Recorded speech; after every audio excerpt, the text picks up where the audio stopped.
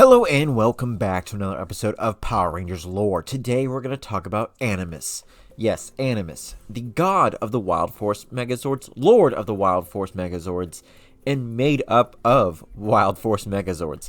Now, that's a very interesting character. He is the first real god we meet in the series that proclaims himself not really to be a god, but others do proclaim himself to be god, and he has the great power of resurrection, as well as appearing as a benevolent figure towards Earth. Now, he appeared in a grand total of 6 episodes in his physical form and in his human form, but he also was a spirit form several different times. Now, the Zords he's made up of are the Black Lion Wild Zord, the Condor Wild Zord, the Saw Shark Wild Zord, the Buffalo Wild Zord, and the Jaguar Wild Zord. Now, exactly why are those animals picked out? Not exactly certain. I know the Black Lion has special meaning. They use Black Lion a lot in different things as a redemption type figure. Jaguar, Buffalo, not so much as to reason why, or Condo, or Shark, but that is what he's just made up of. And you can see each individually on him where they're coming from. Now, 3,000 years ago, before the beginnings of wildforce series had started, he was destroyed in the final battle between Master Org. Now, Master Org would go on to nearly conquer the rest of the world until Merrick would make a deal and put on the mask of Zanaku and take on Master Org and finally destroy Master Org right then and there. Which is very interesting. Is Zanaku stronger than a god? In this appearance, I would say so, apparently. But hey, what do I know? We don't know the exact details of what happened in that battle, or if Animus was distracted the entire time. We just see glimpses of Animus being destroyed or seemingly destroyed. But we do know that his spirit would live on, and he would be trapped within the dark dimension, but he'd be able to transpose himself through some spiritual ways to talk to the Rangers and to Zanaku several different times. Now, before we get onto his human form, we have to talk about where he was exactly the entire time. Now, right after Zanaku is freed after his 3,000-year imprisonment by the other Animus warriors, he basically breaks out as well, talks to Zanaku like, hey, you need to remember. Just keeps telling the word, memory is the key. Big thing if you're into Kingdom Hearts or Red vs. Blue. Memory is the key right then and there. He's constantly told this, hey, Zanaku, remember. And even Princess Shayla's going like, I don't know what's going on here. Animus only speaks to the 6 Animarian warriors, and right at the time, there was only the 5 Rangers. They're not realizing that Zanaku was Merrick. Now, eventually, he sees Zanaku sees again and realizes who he is, and Merrick and Zanaku separate, allowing Merrick to be free. And Animus is just seeing spirit form floating away again. Now, it would be very different when Nazor has a plan and nearly defeats the Rangers. Now, he appears to guide for the Rangers in their quest to save Merrick and Cole to complete a puzzle. Now, is a mysterious boy at the time, but it's the first glimpse that we see of his resurrection, but it's only like a spirit-wise still. He's not fully broken free yet.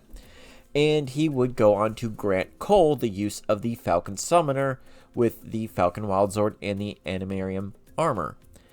Now, his last spiritual appearance would be when the Tombstone Org is released to destroy the city, and he told Princess Shayla that she and Merrick must sing the Deer Zord's favorite song, or else it wouldn't help the Rangers because it was very picky, apparently. The Deer Zord wants it to be sung songs and not just help people because it can.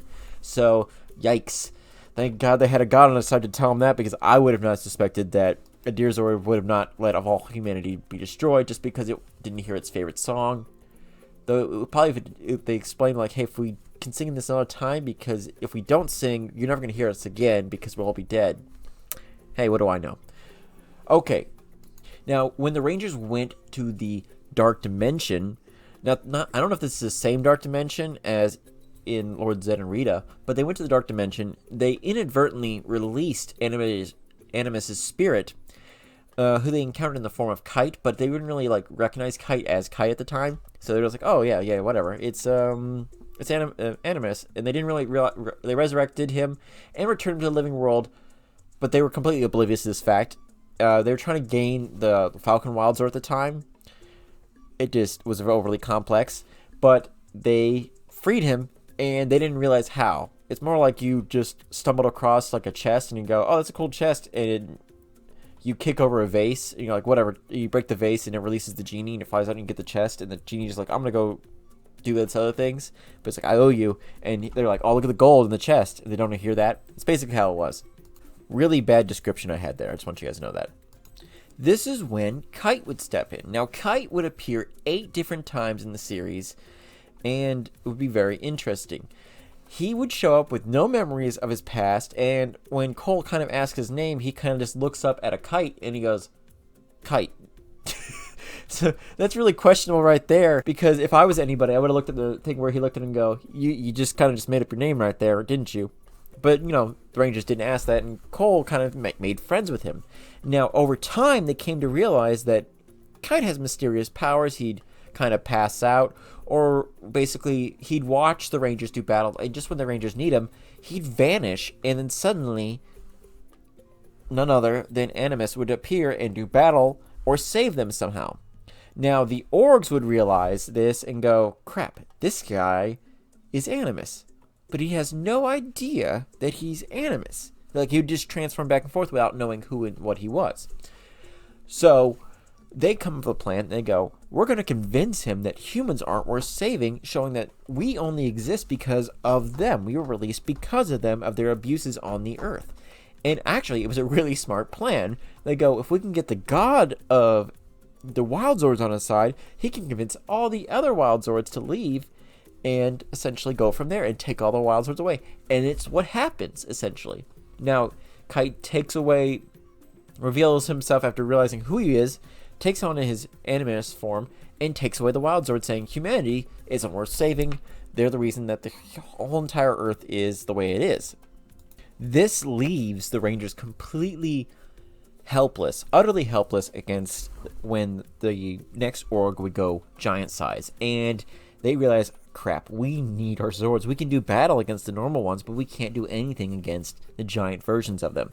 Now, Kite/Animus tries to talk to Merrick into coming, "Hey, let's come on. We're old friends. I helped you. You helped me. You saved humanity all that time again, back in the Animus and the whole world and all the Wildzords when you became Zanaka. You made the ultimate sacrifice. I understand what you've been going through. Come with me to the new world that we're going to create. I'll bring Princess Sayla. Don't worry about it. She's good too." But Merrick turns him down and basically goes, "I'm going to here to fight for the Rangers in this world because they're my friends and humanity is not a lost cause as you seem to think."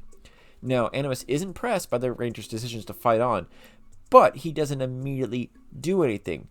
He starts testing them, and when basically Merrick needs to fight, he allows the Megazord to return, and then realizes he needs more help than that, and turns into his true form to fight alongside with him.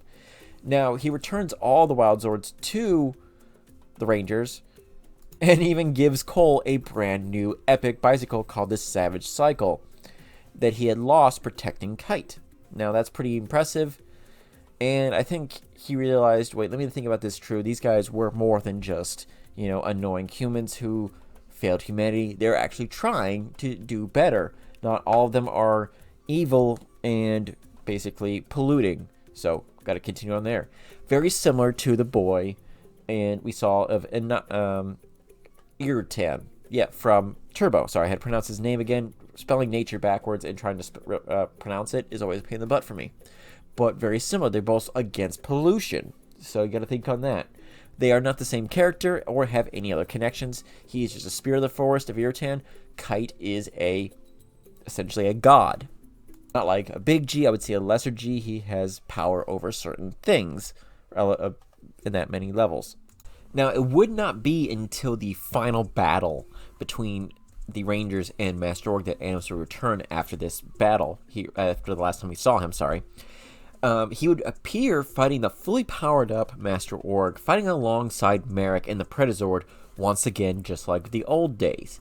Now, this is when things went unfortunate because a fully powered Master Org still is far more powerful than a Zord, a Ranger, and a God of Zords, apparently, because they were both destroyed pretty easily, in truth, which begs the question, how did Zanaku beat Master Org all those years ago?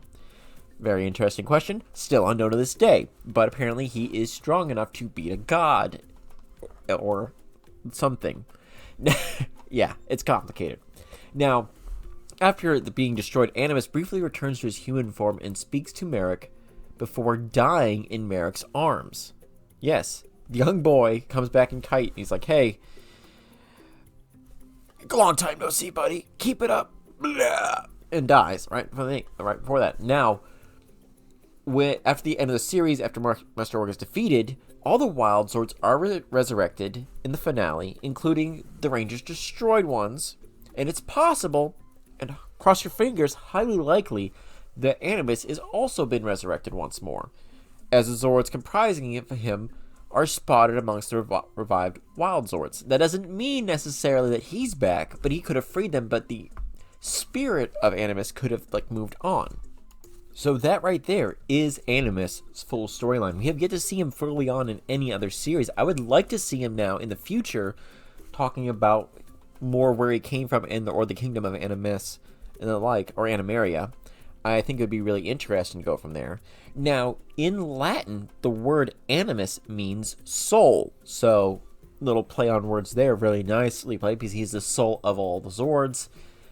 Combined in many levels, he is also the soul of the Rangers' powers, in truth, on many levels as well. Now, he is the first Zord to be fully intelligent and able to speak. Not just sentient, as we saw in other series, such as Tor, the Shuttle Zord, or in the the Lost Galaxy Megazords, as well as also the Wildforce Megazords. They're all sentient, but they're not fully intelligent or able to speak, quite like Animus is, who is essentially on the same level as a human or greater with the powers and the intelligence-wise, though he's still able to be tricked as any other human too. So he is intelligent and the like, so it's the first Megazord to do so. Now, we've seen others. I can't remember which others ones are as intelligent as like to speak, but I don't think there's that many. But that is Animus and his glorious return, demise, and then possible return again. Now, what do you guys think? Do you think they call him a god, but is he actually a god, or is he just a really powerful being? It's hard to say. It's all for the future to decide what we're going to get. Thank you very much, guys. Have a good one. May the power protect you always, and make sure to like, comment, and subscribe, because it helps me out a huge amount. Thank you, guys. Have a good one.